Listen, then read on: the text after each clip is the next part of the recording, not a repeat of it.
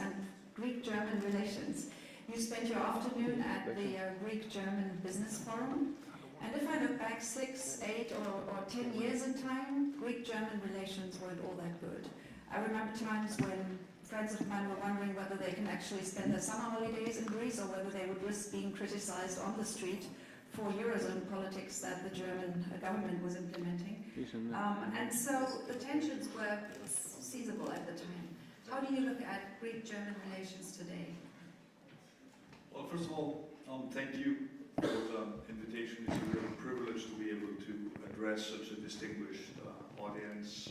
And I'm very, very happy that we did manage to be present in Berlin today, that the forum was not cancelled due to the concerns regarding the virus, that you are all here in a mass gathering, which means that your interest in Greek-German affairs is greater than your fear of coronavirus. So I must commend you about this. But let me get to your point. I think the 10 years have been very difficult years for Greece. We went what was essentially a double crisis, because if I look at the past decade, I split it into really two halves. Everything that happened before 2015 and everything that happened during 2015 and after 2015. And it is my very clear view, which I think is also shared by the majority of Greeks, that this crisis was unnecessarily prolonged as a result of the actions or inactions taken by the then government during the first 6 months of 2015. And of course, it was a very difficult period where the relationship between Greece and Germany was framed within the context of a debtor-creditor relationship. We owe money to Germany and to the rest of Europe. The concern was always, are we going to be able to repay that money? And the implication was that you need a very tough fiscal austerity policy in order to ensure that you will get your money back. I think we are now at a completely different phase of the relationship. And my main goal, since I first visited Berlin, a couple of months after I got elected Prime Minister, was to change the narrative of the Greek-German relationship from a narrative involving debtors and creditors, good guys, bad guys, regardless of which way you look at it, to a win-win relationship where Greece can count on Germany to participate in the new growth narrative of the country. And this was exactly the point that was made by the forum today. Greece today, in spite of the difficulties, and I'm sure we'll touch upon those which are posed by the virus and the asymmetric shock to the world economy, but if you look at the fundamentals, Greece is coming out of this crisis with a very strong single-party government, something which is not a given in most European countries. The implication of having one party in power means that we can afford to legislate at a very fast pace, which is, again, not a given in other countries which are constrained by the complications of coalition building. I was sworn in a day after the election, and my government hit the ground running.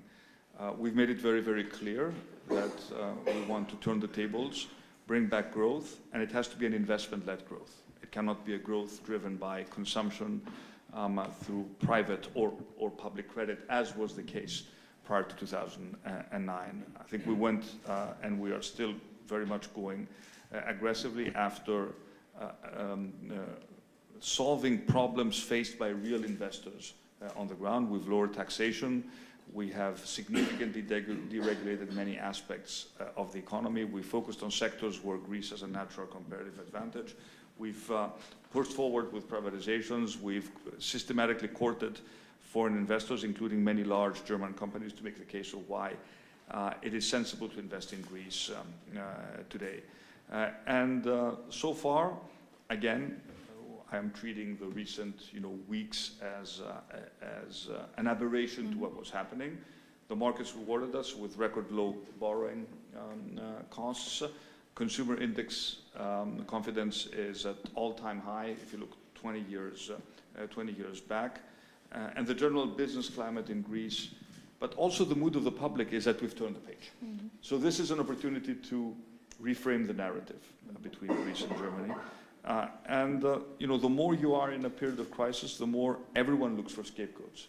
And I do think, looking back at what happened, as far as the relationship is concerned, that harsh words were said by both sides, to be completely honest. I mean, Greeks were portrayed frequently as lazy, not interested in repaying their debts, and Germany was portrayed as the villain that is imposing unnecessarily harsh austerity on Greece. And of course, neither one nor the other approach is obviously correct. What I think is important also for what's happening in Germany, which connects to what's happening in Greece, is the narrative regarding fiscal policy. In Greece, we are doing whatever we can do in terms of structural reforms. And we've proven that we don't shy away from difficult reforms. But there are limits to how much supply-side reforms and monetary policy can do without a fiscal policy that is also more accommodating. I think in the era of the coronavirus crisis, this may become much, much more relevant, much faster than many people think. So in that context, what we always say in Greece, that we are currently dealing with an excessively harsh fiscal policy, and that if we implement the necessary reforms, we should get some fiscal space to slightly looser our fiscal policy. I think it was relevant before the coronavirus hit us. It is particularly even more so relevant today. So just to put an end to a very lengthy introduction, I sense a completely different mood in Berlin vis-à-vis Greece, amongst the political elites, but also amongst the business community. And I think this is a great opportunity to take the bilateral relationship forward to a next level. Thank you very much. I'd like to pick up two things you just mentioned. One is the domestic reform agenda. And you've been in office a good 9-10 months. However, you speak about the great growth performance of Greece, and if we compare it to German growth, which is literally flatlining since the end of 2019, you are faring comparatively well. If you were to describe what your reform program actually consists of, and given the rather short time that you have been in office, is there anything that the Syriza government left behind that actually helps the growth record you're currently dealing with? How would you say your policies diverge from what the previous government did, and what are they really going to bring to the country? I think the previous government systematically overtaxed the middle class to generate larger surpluses than were necessary to distribute them at the end of each year as very specific handouts. And we said from the beginning, this is the wrong approach. We don't need to produce larger surpluses than required. We need to lower taxes. We need to foster private investment, promote entrepreneurship, and create growth in a much more sustainable manner. So there is a fundamental difference in terms of how we see the economy functioning. The Syriza government never really convinced anyone that it was serious when it actually wanted to, when it was talking, even when it was talking about attracting private investment. And I think the results speak for themselves. If you look at, just look at the 4 years when Syriza was in power, and compare them to Portugal, for example. You see a massive difference in terms of overall growth performance, with growth really only picking up during the last year of the Syriza government. So we have a very different philosophy. That's why we said from the beginning that we want to lower taxes. We'll lower taxes on real estate, because real estate is an important sector for the Greek economy, because real estate values also affect the performance of banks. We lowered taxes on corporations from 28% to 24%, and taxes on dividends, we pushed them down to 5%. And the next stage in our tax reduction program, we lowered taxes on self-employed, and the next step would be to lower taxes on salaried income, especially middle class salaried income, which is taxed still very, very highly as a result of a solidarity tax that was put in place several years ago. So our approach has been very consistent. At the same time, we are very much focusing on addressing the fundamental underlying problems that hampered Greek competitiveness. We are much more extrovert. We created a special unit within the Ministry of Foreign Affairs to streamline all our efforts to make Greek companies more extrovert, but also to attract investment. We are much better at understanding and identifying the specific problems going sector by sector that investors, foreign and domestic, actually face. We've done important things as far as the energy market is concerned. We inherited the Public Power Corporation on the verge of bankruptcy, and we've managed to significantly turn it around in a very short period of time. We made interventions in sectors which are extremely important for the long-term potential of the country, in terms of digital technology, in terms of moving towards 5G, in terms of making the state more digitally enhanced, in terms of education. The biggest and most important long-term reform, and we didn't usually talk about these reforms when we're talking about the memoranda, the programs, is in education. We offered our universities for the first time the opportunity to offer foreign language classes for fee-paying students from abroad. So we have a very broad reform agenda that goes above and beyond what was frequently agreed in previous reform programs, because a lot of the underlying problems that we need to address are long-term problems. They have to do with the long-term growth rate of the economy, and unless we address them now, we will be lagging behind the real potential of the economy. And I've also been very, very honest with Greek people in telling them that, look, some of these reforms don't deliver results day one. They need some time to deliver results. But what has delivered results very quickly is the overall business climate, the sense of confidence that Greeks feel, and the general sense that our policies have a broad base of support. I'm not a huge believer in polls. Polls move, up and down, but I have to take notice of the fact that our government seems more popular now than it was when we first got elected. And it's 8 months. It's not that it's just, your first 2-3 month honeymoon. So I guess we must be doing something right. Thank you. And in the middle of that reform program comes the corona crisis. If we look at the sectors that are most heavily touched, it's definitely tourism, it is shipping, two very relevant sectors to the Greek economy. You mentioned in your previous answer that Europe needs to look at the way we deal with fiscal constraint. And I'd like to pick that up. We had this conversation way back in 2008 when the real economic crisis hit alongside the financial crisis, and Europe at the time didn't manage to come up with a coordinated fiscal stimulus. There was more leeway for national fiscal policies, but Europe was very far from coordinating effectively across countries. How do you see the chances now? Because there is one way to give a little more leeway to national governments, but we are facing the same situation again as we did 12 years back, where some governments could actually do more than others, but may not be ready to do that. They just look at their national situation. Is the Eurozone ripe for a collective response to the current challenge? Well, we will have an extraordinary, teleconference tomorrow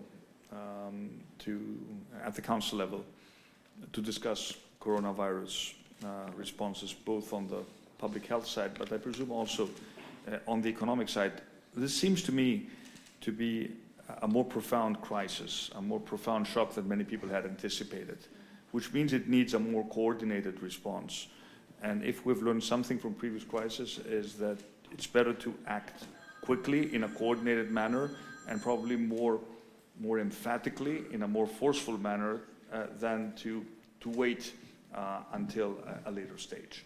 We need to examine, the real policy options that we have at our disposal, and of course, there's still lots of unknowns. I mean, for Greece, yes, we are, being hit right now, but I do hope that if this crisis peaks over the next 6 to 8 weeks, that our tourism season, which essentially starts in early summer, is not going to be significantly affected. But there are still lots of unknowns. I think the number one priority now is to make sure that our public health systems have the capacity to deal with a rapid spike in cases. As far as Greece is concerned, we still are sort of behind the curve, thank God, compared to other European countries. We haven't had, for the moment, a single loss of life from coronavirus. We have less than 100 incidents. Of course, the number is going to increase significantly, but we were also quite proactive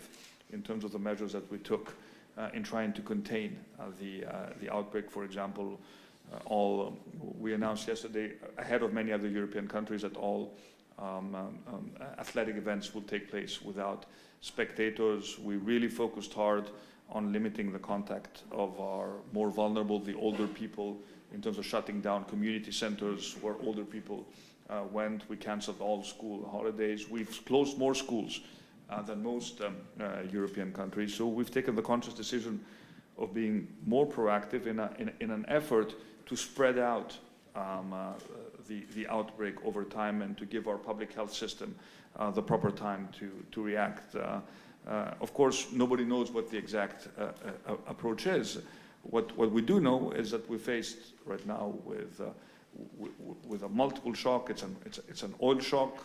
It's a shock for the financial markets. After a period of very low volatility, you suddenly have very high volatility that triggers all sorts of margin calls and very abrupt reactions by the markets. So clearly, as Europe this time, people will be looking to Europe as a steady hand in this crisis. We should not underestimate it, and if decisions need to be taken, they should be taken earlier rather than later. I mean, this is something that all previous crises have taught us. Now, on the fiscal side, it is to me very, very clear that if we have a difference between the projected growth and the real growth, if some countries enter a recession, obviously we cannot be constrained by the same fiscal targets that we had when we were anticipating a higher growth.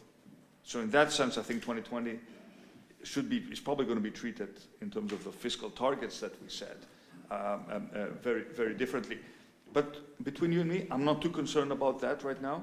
What I am concerned is, A, to make sure that our public health systems are ready to deal with the crisis, and B, that the immediate measures we take to support companies are there, especially in terms of liquidity. We already announced that companies can defer their VAT payments for 3 months, because we don't want any jobs to be lost as a result of the crisis because of companies that suddenly will find themselves without any real business. So we need to protect jobs. We need to help the labor force deal with the fact that a lot of people will be staying at home. What does this mean for working parents?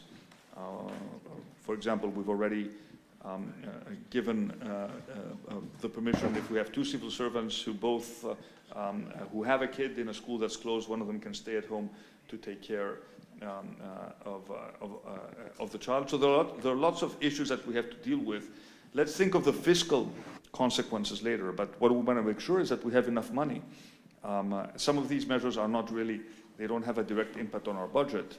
Deferring your payments is, in that sense, fiscally neutral. But let's make sure that we have the right firepower to address the crisis now, rather than to come back in 3 months and think, oh my God, we lost so many jobs because we weren't proactive when we could be. This may come at the price, if other countries think the same way, which I guess is the reasonable way to look at it, we may reach a point where the fiscal framework of the Eurozone is not apt for the challenge. Do you think the political will be there to actually grant that leeway? The Greek case, I guess, is different because you are running such a high surplus anyway before taxation. Yeah. So because of the consolidation efforts of the past, you are in a fairly comfortable situation. There are other countries which run a higher deficit and which have not decreasing debt levels, but quite the opposite. Yeah, so in our case, because we're running a high surplus, even if we run a slightly smaller surplus, we're still in a good position. We're sitting on 40 billion of cash. We don't really need market access for a long period of time. But the same applies for everyone. The discussion about a slightly looser fiscal policy is a discussion that was taking place in your country way before the coronavirus hit.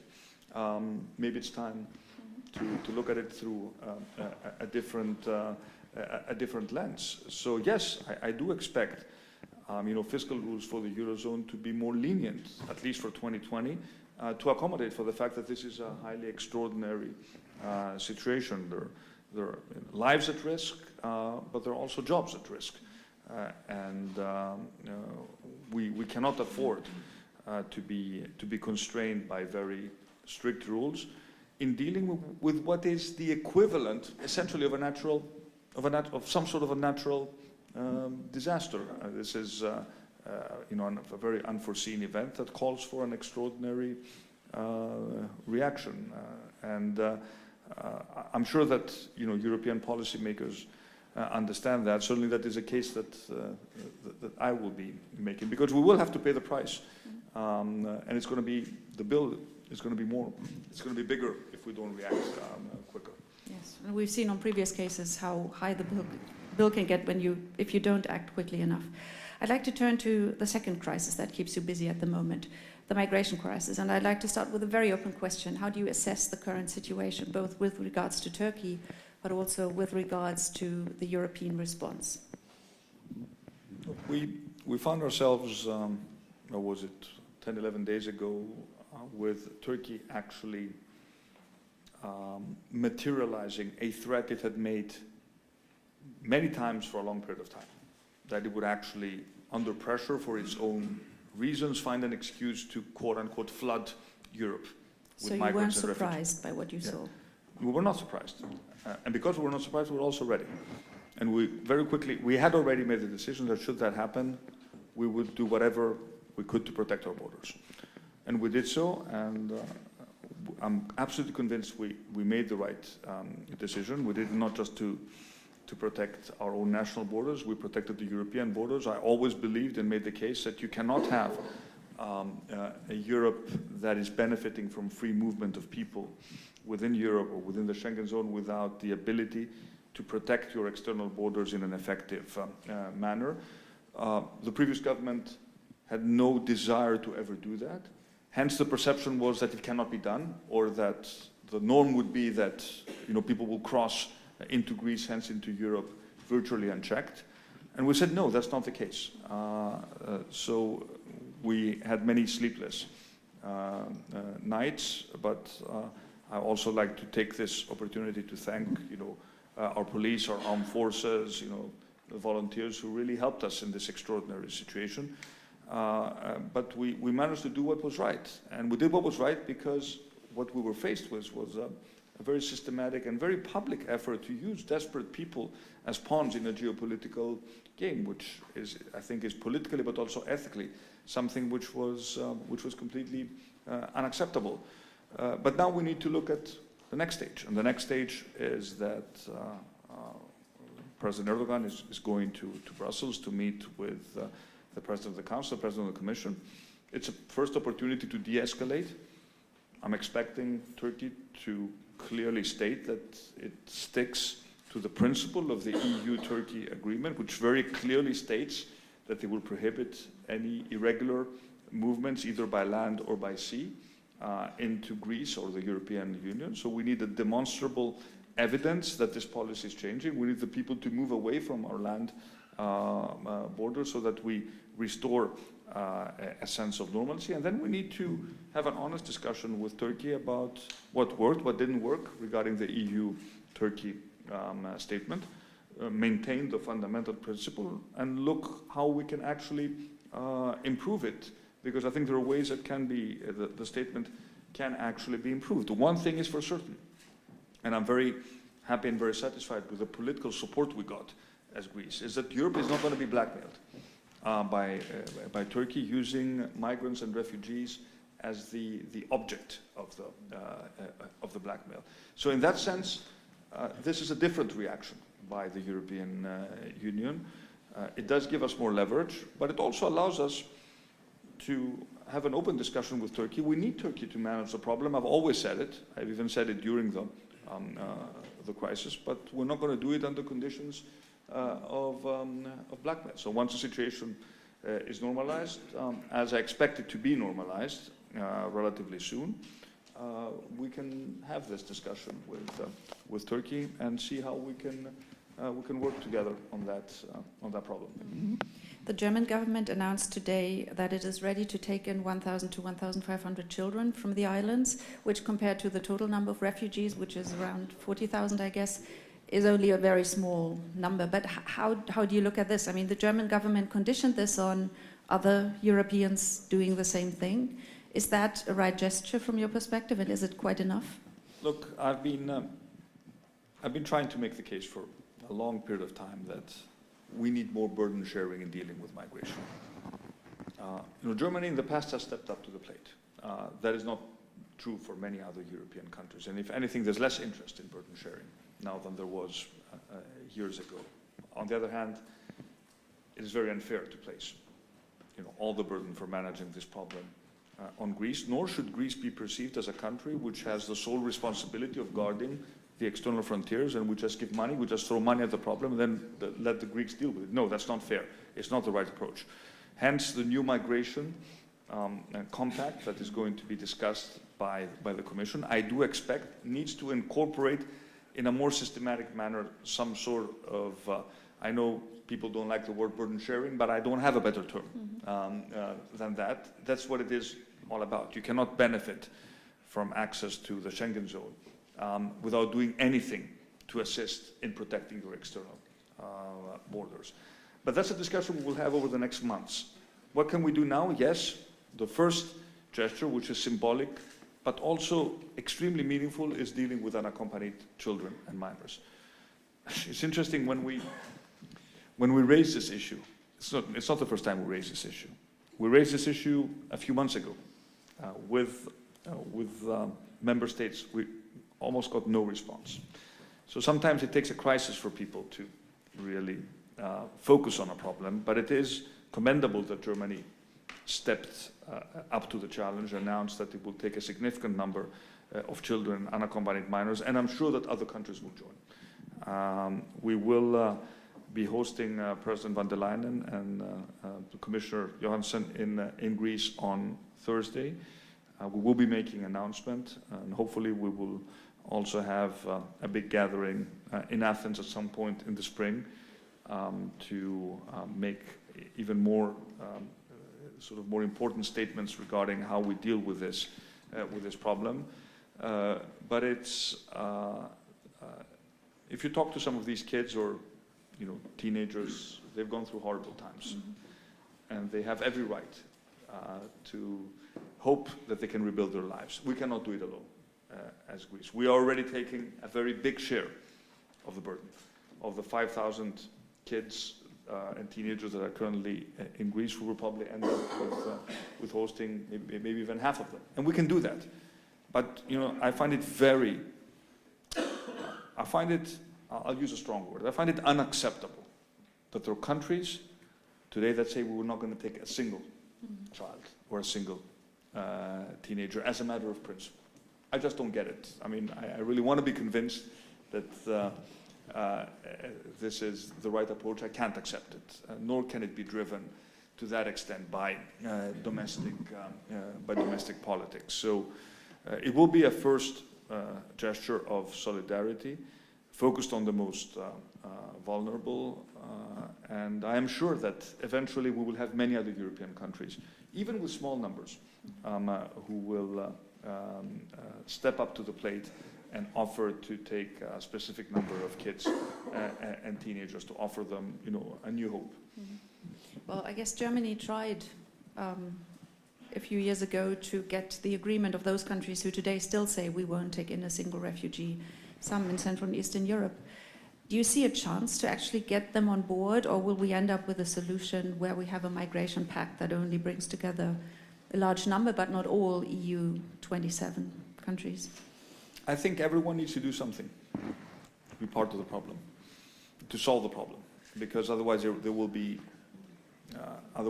essentially you have the definition of a free rider problem. I don't want to make any predictions. It's a very complicated problem, but I think a menu of options needs to be offered by the Commission, and then everybody is forced to pick something from the menu. And there are various ways one can contribute to the problem. I fully understand that it may be unrealistic for every single European country to enter into relocation agreements. But every single European country needs to do something to address the problem. Mm-hmm. And this, I think, is also the spirit of the proposal by the Commission. Essentially, what we're talking about is almost, and this is particularly relevant for Schengen countries, because we're essentially talking about the new governance of the Schengen zone here, the same way we have a separate governance of the Eurozone. But if migration and free movement of people is so important, we need common rules, rights, but also responsibilities. I expect a difficult discussion, but let's start with the most vulnerable ones, like the kids and the unaccompanied minors, the teenagers, and we'll work from there. Yeah. You rightly said that you are protecting European borders, but if you look through the European press, not everyone thinks that the measures you chose were the right ones, and in particular violent pushbacks and the use of tear gas on the border gave rise to a certain amount of criticism here. How do you react to that criticism?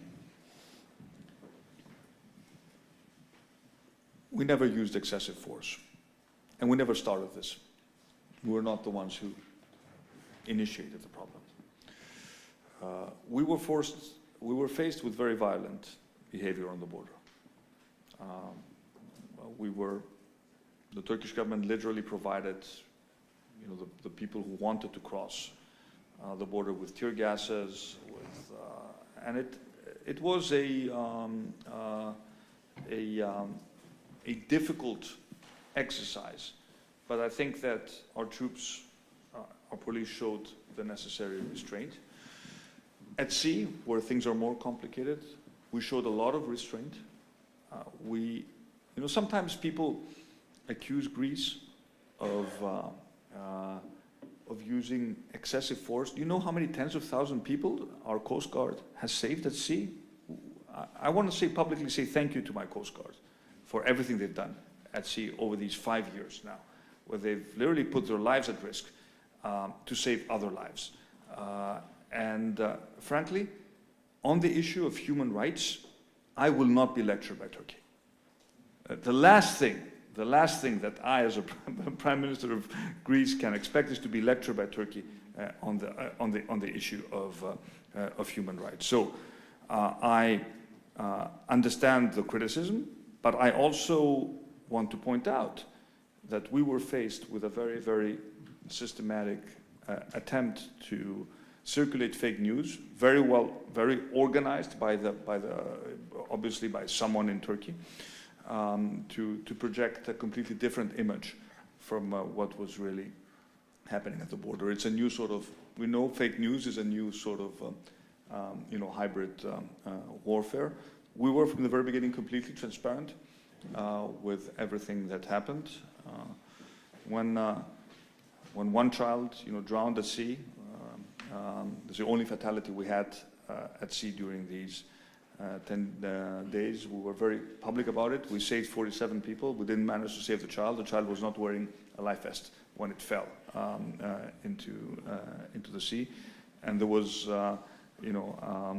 one of our Coast Guards who jumped into the sea to try to save the child. So I would very much urge you to look at the big context of what is happening. And we were forced at the end of the day with a violent attempt to illegally enter the country. And we responded always using progressive force, never excessive force. But the other option would be to do what other governments have done, to just let everybody come through. I would like you to go through the exercise of how things would have been had this happened. Now, not just for Greece, but also for Europe as a whole. Maybe one last question on migration, and that is how the Greek society is coping with it, because we are now discussing the immediate crisis we've seen developing over the past weeks. But the fact is that for years, Greek society has been dealing, in particular on certain islands, with a very large number of refugees. And I know that in some places, citizens have taken a strong role in actually creating support structures and investing their time and maybe money as well to help. But how is the atmosphere, how is the attitude of the public towards the problem? We inherited a situation where we had to deal with more than 80,000 asylum applications that were not being processed, and with a very difficult situation on the islands because the previous government made no returns. According to the EU-Turkey statement, if your asylum application was declined, you could return people to Turkey. It never happened because no applications were processed on time. So I fully understand why people on the islands got very frustrated and very angry, because a large number of people, too large for the islands to absorb, found themselves on the islands. Now that we have established a very clear policy at sea of protecting our borders, now is the time to alleviate the pressure on the islands. We've committed to actually do so, and we will do so, either by returns to Turkey for those whose asylum applications are declined, or through assisted voluntary returns to the countries of origins, or of course by granting asylum to a lot of the people who are entitled to asylum to start a new life in Greece. Greece is a country that in the past has, I would say, coped rather well with big migratory flows. In the late 90s, we had close to 1 million people coming from our northern neighbors, a lot of them from Albania, who integrated very well into Greek society. This context, however, is different, and the mood of the country is different, but this does not mean that Greece does not have the capacity to integrate a reasonable number of people into Greek society, provided that the Greeks don't feel that they do this on their own. Again, it's a question of justice. Yeah. We have right now a significantly higher number than many other European countries of people. Some of them will end up living permanently in Greece because they will receive international protection. But people feel that it's not just that we, as Greeks, do this on our own, and that other countries which just happen to be far away from the border don't really care about what's happening in Greece. Let's briefly zoom in on Syria and the situation on the ground, Turkey's role, Russia's role. From where you are sitting in Athens, how do you look at the role that Europe can potentially play, and what would your recommendation be going forward? Well, Europe hasn't been particularly present or active in Syria, and maybe now it's a time to change our policy, and this is something that will also be discussed at the European level. This is not a problem that should be solved between Russia, Turkey, each with competing interests in the area. I think we're closer to establishing a common position on what needs to be done. But again, the context, the Syrian problem is connected, at least in terms of rhetoric, to what happened on the migration side. It's connected just in terms of words, not in terms of substance. The people who tried to cross into Greece didn't come from Idlib. That must be very clear. Most of them were not even Syrians. Only 4% of the people who actually managed to enter Greece, or the small number who managed to enter Greece, were actually Syrians. So the Syrian problem is a different type of problem. But in terms of the rhetoric, the two are interconnected. I don't want to make any predictions for a civil war that has lasted for a long time. My only strong encouragement is that we need to play a much more active role in a country which has been torn apart, but whose stability obviously directly impacts what's happening in Europe. There's one country, at least the German government took an initiative on, and that was Libya. The Berlin conference didn't include you, and you were critical of that fact, that Greece wasn't at the table for that conference.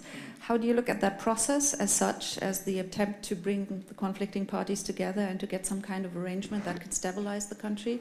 And what do you think should be done on top of this first conference? I made it very clear that Greece should be present in the Berlin process. We are the closest neighbor to Libya, geographically. We have a view on what's happening in the Eastern Mediterranean. and our views should be taken into consideration. We are not spoilers. We are not present in Libya. And the Berlin process shouldn't just be about rewarding those countries who have a strong presence in Libya, taking either one or the other side. So I was disappointed that, and I made it very clear that we should be part of this process going forward. Unfortunately, not much progress has been made, if one has to be honest. But I think the first thing that we need to do is to make sure that there is no foreign intervention in Libya.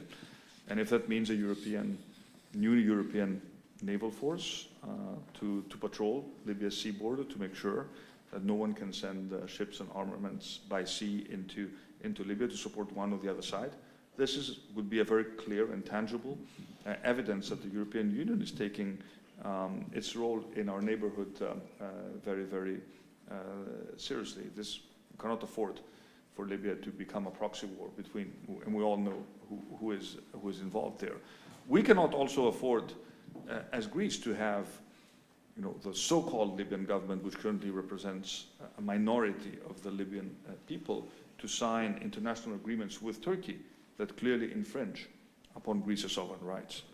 So not only do we have an interest in what's happening in the region, we also have a very clear case to make that the Shiraz government signed an agreement with Turkey regarding the delimitation of maritime zones that is clearly illegal. In our mind, it's null and void, and that clearly infringes upon our sovereign rights. So we have an interest to join the discussion, both as a country of the Eastern Mediterranean, with strong and traditional ties to Libya, but also as a country that has been directly affected by decisions which are taken by a government which we consider does not have the necessary legitimacy to take these types of decisions. Mm-hmm.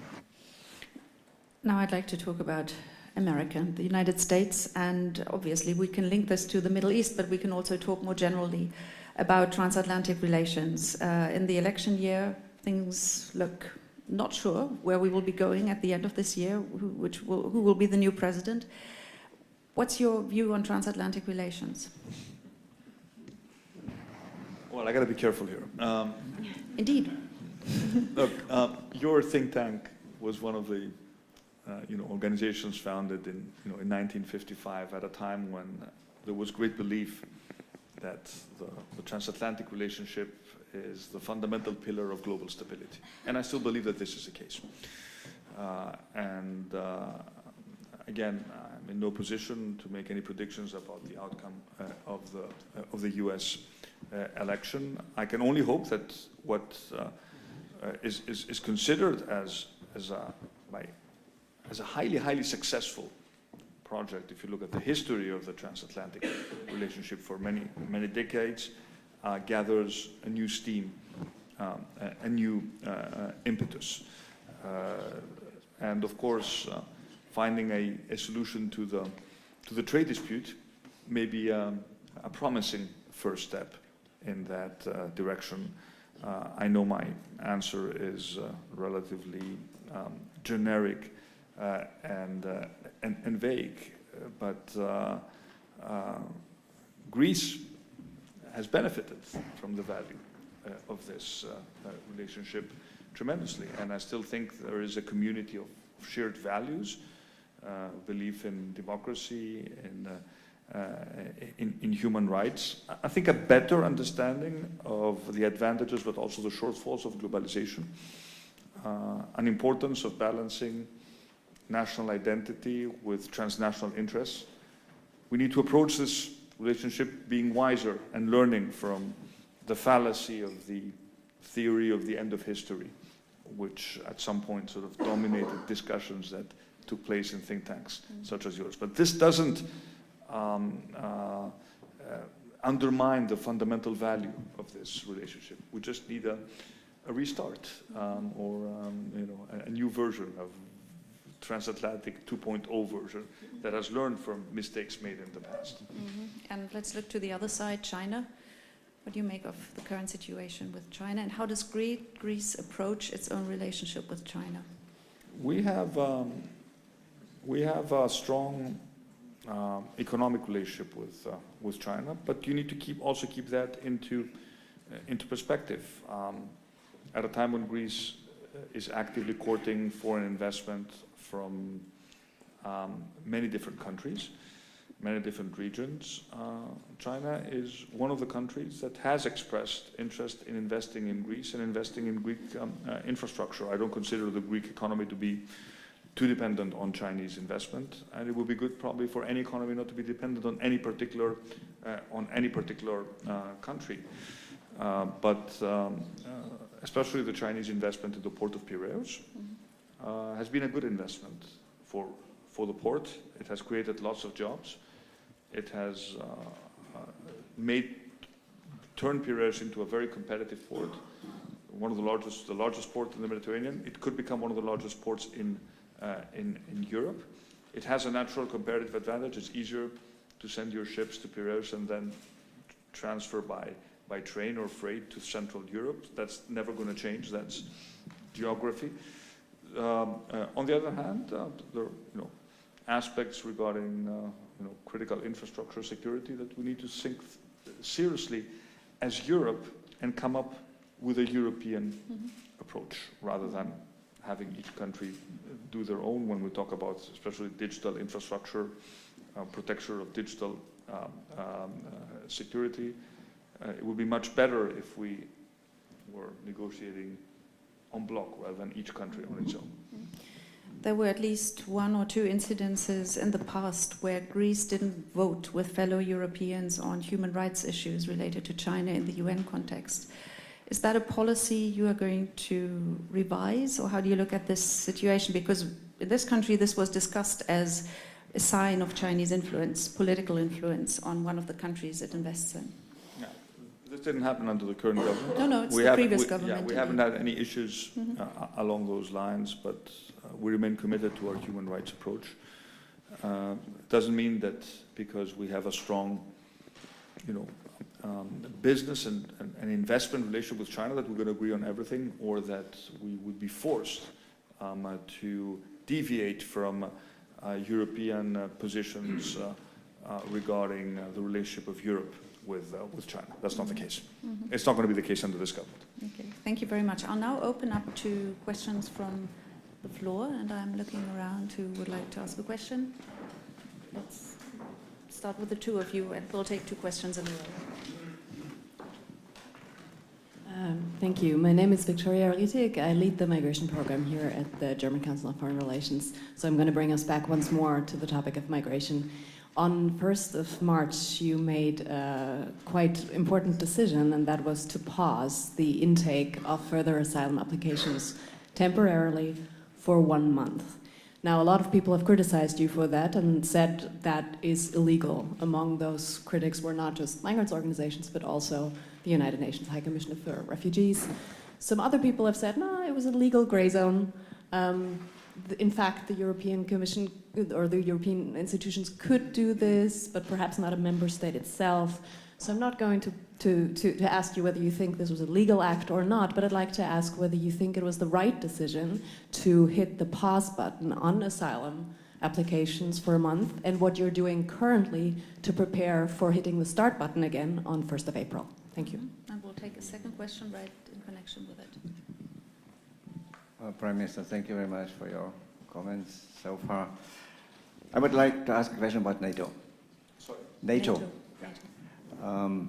Greece and Turkey are both members of NATO. It is a defense alliance. One partner is now invading beyond its border in an aggressive thing.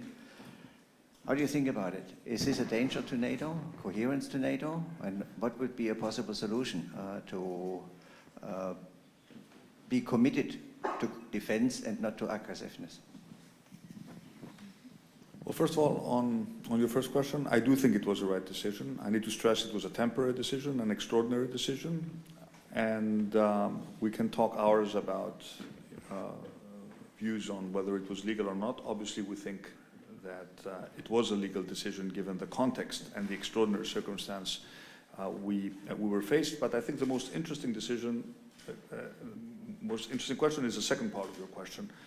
We have already significantly changed our asylum legislation to allow for asylum applications to be processed at a much faster pace. The system is already kicking in, which means that we can have decisions, final decisions, much faster than we had in the past. This will allow us to process applications at a completely different pace. It will also allow us to make returns to Turkey. We have started making returns to Turkey in the hundreds, not in the thousands, but it has happened. And I think it's a very important first step in the right direction. Again, you need to be aware of the fact that we were faced with an extraordinary situation. You can put, I don't want to describe it in words, but it was certainly a highly asymmetric threat. And to the extent that these people came, one also needs to be aware that these people came from a country which treated them as a safe country. They were in Turkey for many years. Most of them spoke fluent Turkish. So it's not exactly that they fled war and persecution.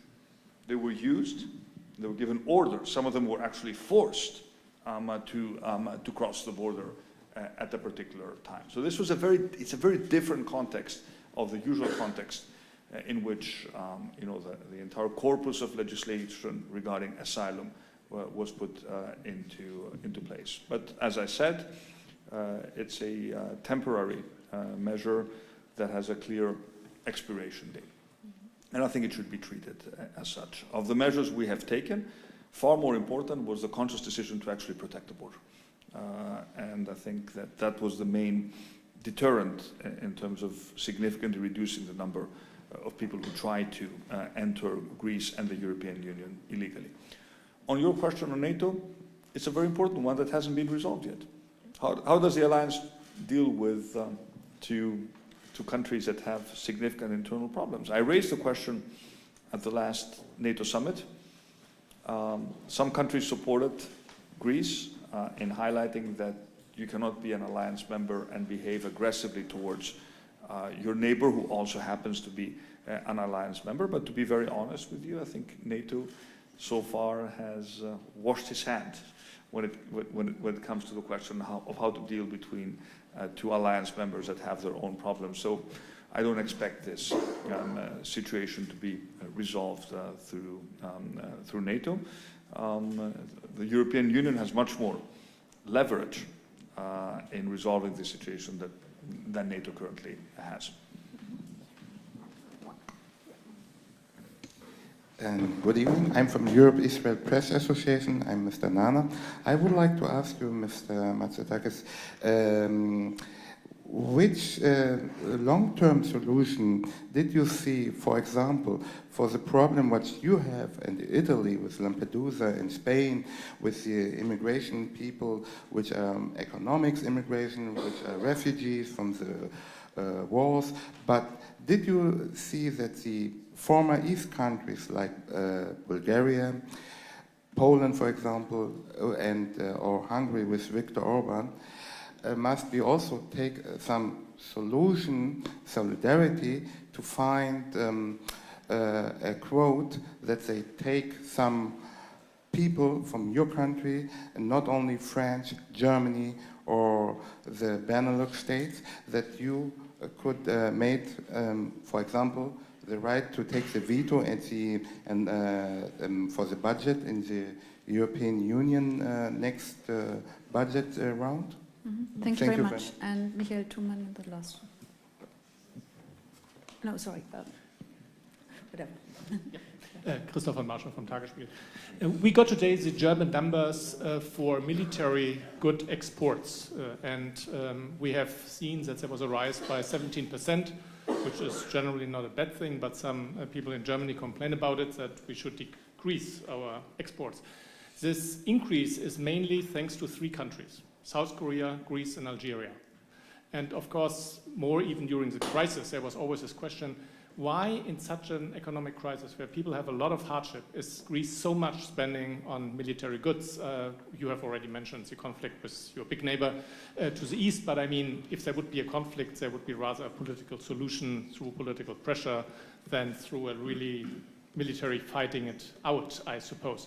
And my other point, just a minor, you mentioned again the word, the oil price shock. And normally when I think about an oil price shock is when oil prices go from $60 to $100 a barrel. normally if commodity prices are going down, it's not so bad for an economy. I understand the turmoil we have at the stock exchanges at the moment, but a part of that, I'm not holding shares from BP or whoever. So generally for economies, it's good when commodity prices are going down and not a shock scenario. Yeah, let me take that question first. I use the word shock because of the abrupt nature of the drop, which triggered a very violent market reaction. So it was a short-term shock. Obviously, we're not an oil producing. We produce very little oil. We're dependent on imported oil. We would see the benefits, but any abrupt movement that triggers chain reactions in the financial markets needs to be treated with some skepticism and concern, because you saw how the market reacted. If it were that simple, the market reaction would not have been what we saw. Financial markets are much more complicated than we also sometimes understand. Now, to your first question, why do we spend so much on defense? Is because unfortunately our neighbor is Turkey and not Denmark, compared to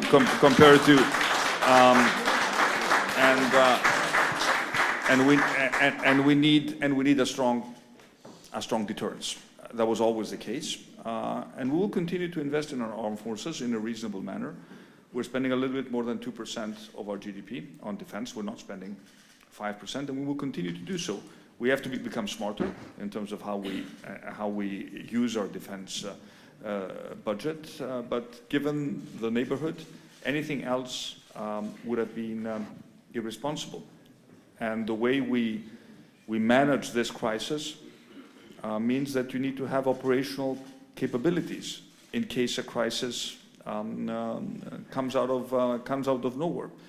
So we're not going to change, our government spending on defense. Is going to stay around the level it is now, but we need to be smarter in terms of how we modernize our armed forces, and of course there's a general discussion about how we pool resources at the European level. What does this mean for our defense industry? We have people much more knowledgeable here who can talk about that issue. But that is obviously the reason why we spend what we spend on defense. Trust me, I would much more prefer to spend 1%. I could easily use the extra 1%, in tax cuts or in targeted social spending. I don't have the luxury to do that. Now, I think I already answered your question. In principle, let me touch upon the issue of veto conditionalities. Hopefully, we don't get to that point, but I do want to point out that the element of conditionality regarding issues such as the rule of law is part of the discussion regarding the next budget of the European Union. Still, unresolved how it will actually take shape, but it is being discussed. It's part of the official proposals by the Commission and the Presidency, and I support in principle I support the concept. Thank you. So we have a question back there. Yes, two questions actually. Dear Mr. Can you hear me? Yeah, thank you. Dear Mr. Mitsotakis, thank you for joining us tonight. My name is Felix Klein. I'm a student of business administration, and I have an economic question. It's a small question, but I'm hoping for a big answer. So my question is, can you talk a little bit more about the benefits and risks for the European Union in cooperating with China on an economic level? What are you thinking about that? And especially the One Belt, One Road initiative, which is also criticized by creating economic dependencies with other countries. Thank you very much. Mm-hmm. And we will have one final question before we have to wrap up, as you have to leave us. It's over there as well. Yes. My name is Eckhard Kunz. I was once Director General for European Affairs in the German Foreign Office and for 5 years Ambassador in Ankara. Now, my question to you is actually based on your statement that you're open for talks under certain conditions with Turkey. Does it mean you're open for talks between the EU and Turkey? They're already talking. But are you also ready to talk with Turkey bilaterally? You have numerous problems. And you have embassies. You have an embassy in Ankara, I have an embassy in Athens. Is anything happening between the two countries bilaterally? Mm-hmm. Two small questions to end this evening. Well, on the first question, I think you would be concerned about political economic dependence if you saw, clear evidence of political decisions being taken that go against the common interests of the European Union by countries that have an economic relationship with China.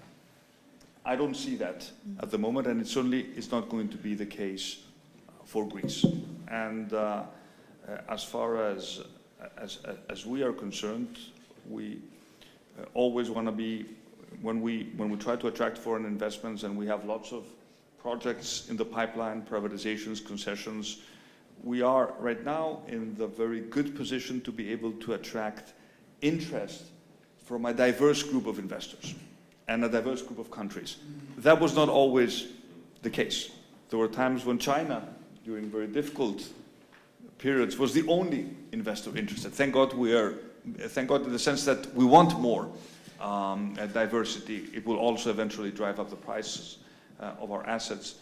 We are not there yet, and I do not consider the overall footprint of China in the Greek economy to be such that it is causing us serious concerns about issues of dependency. And again, there will be issues where the European Union negotiates as a bloc, such as trade, where some interesting agreements were signed with China regarding protection of geographic origins. And of course, when the EU negotiates as a bloc, it negotiates on behalf of all member states. And there are, of course, decisions which are taken at the bilateral level. But as far as Greece is concerned, we are not there yet.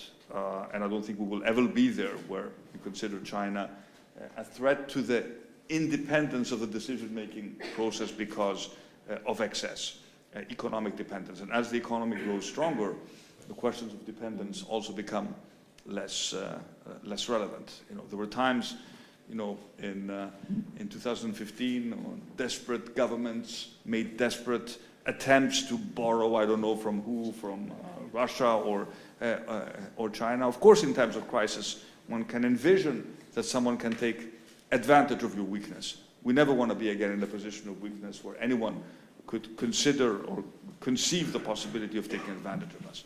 Now, to your very interesting question. Yes, there is an EU-Turkey aspect of the relationship. Right now, the focus is on migration in Syria. There are other bigger questions, much more complicated.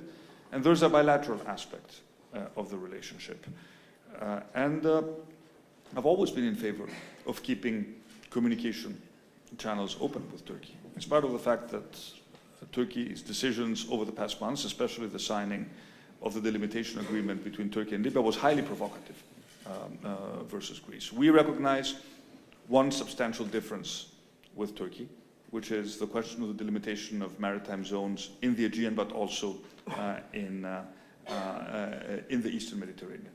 And we're willing to explore all options to resolve this question, including a possible path towards some sort of international jurisdiction. So we've been, and we've kept dialogues of communication open. Low-level discussions regarding confidence building measures took place even at times of great intensity. But one needs to look at the broader context. What happened over the past 10 days made the relationship between the two countries more difficult.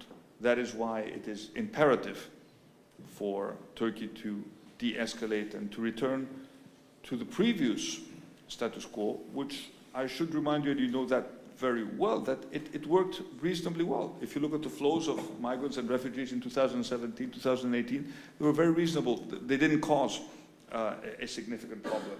And if they caused a problem, it was because, unfortunately, Greece was not able to process asylum applications quickly. Were it able to do so and make returns to Turkey, these flows would have been completely manageable. So, in the long term, I've always said publicly that we need to find a modus vivendi with Turkey. You can't change geography. We're destined to live together, but not under conditions of the sort of blackmail that essentially was Turkey attempted to impose upon us, not just upon us, upon the European Union. So we were never the ones, and we're never the ones who escalate. We're never the ones who provoke, but we will answer forcefully to any provocation. Thank you very much, Prime Minister. This was a...